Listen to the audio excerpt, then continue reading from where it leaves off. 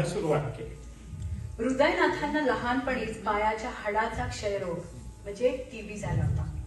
खूप उपचारानंतरही एक पाय दुसऱ्या पायापेक्षा कायमचा आखूड राहिला.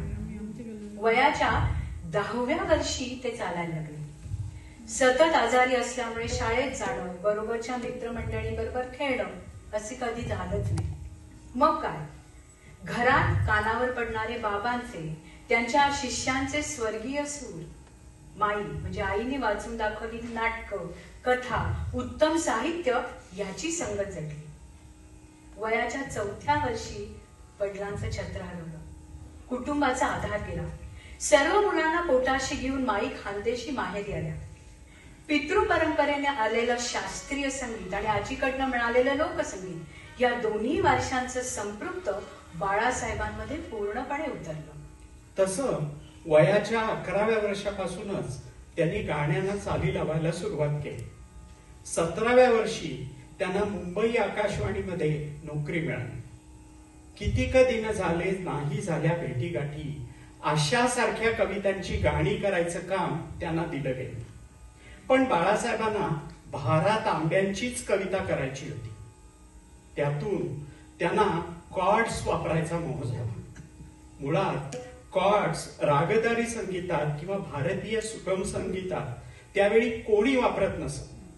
पण पाश्चात्य अभिजात संगीताचा काळजीपूर्वक अभ्यास करून रागाची चौकट न बिघडवता हा प्रयोग त्यांना करायचाच होता. अर्थात संगीतातल्या तज्ञ मंडळींना ते अक्षरशः पाप वाटत होतं. अगदी लता मंगेशकरांचे भाऊ असले तरी काय झालं, स्वतःचं म्हणणं पुढे ढकलणं एवढं सोपं नव्हतं. वर व्यवस्थापनात मोठी मोठी माणसं काम करत होती. पिऊनचं काम करणारी व्यक्ती कोण होती माहितीये? आरती प्रभू म्हणजे चिंतन खानोलकर. हो, ते पाडगावकरांचा कागद पुलंकडे पोचवत असत. तर असा हा वैचारिक स्तर होता. शेवटी आरती प्रभूंनी जोर धरला, चला हे गाणं बाळासाहेबांच्या म्हणण्यानुसार करूया. गाणं रेकॉर्ड झालं. बाळासाहेबांची पहिली मराठी ध्वनिफीत, दीदीने बाळासाहेबांसाठी गायलेलं पहिलं गाणं. लता दीदी म्हणाल्या, बाळ 100 वर्षानंतरचं संगीत तू आज देतोयस. म्हणूनच 70 वर्षापूर्वी केलेलं हे गाणं लोकांना आजही आवडतं. तुम्हाला सुद्धा आवडेल. मी देई वचन तुम्हा.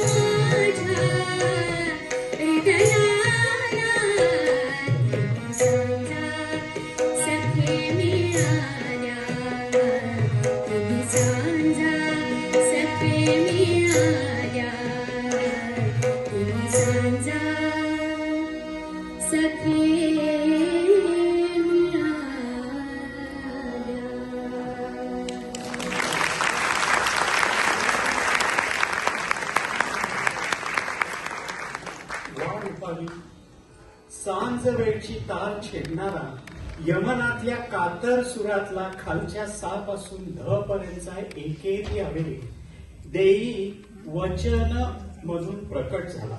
वा प्रकाश, तुला षटचं सा कळला? हो, अगदी शेवटच्या दैवताच्या द पर्यंत. मस्त.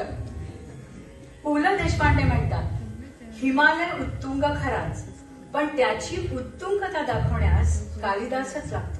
तसंच भारतीय संगीत आणि त्याच्या समृद्धतेचा प्रत्यय येण्यासाठी